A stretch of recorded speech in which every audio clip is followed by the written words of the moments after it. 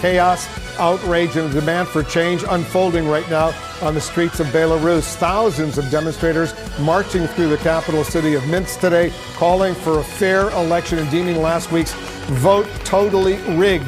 Over the last week, officials say nearly 7,000 people have been arrested. And just today, the Secretary of State, Mike Pompeo, echoing those protesters, saying the elections were, quote, weren't free and weren't fair. That from Pompeo.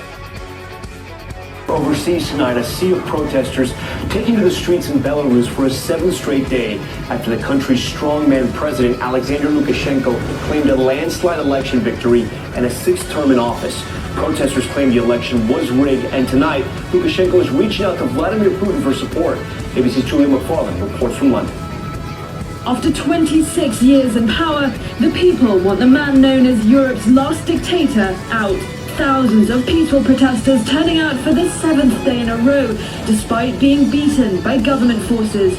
The people rejecting President Lukashenko's claim of a landslide victory in last week's election. Dozens of people reporting mass beatings, being deprived of food and water for days.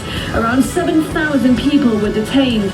A local journalist says Guards told him, "You've got your revolution." Thousands of workers staging mass walkouts at government-owned companies, tractor drivers, health workers all joining the movement. The country is pulled between Europe and Russia. Lukashenko today appealing to the Kremlin for help, support he claims Vladimir Putin has promised to provide.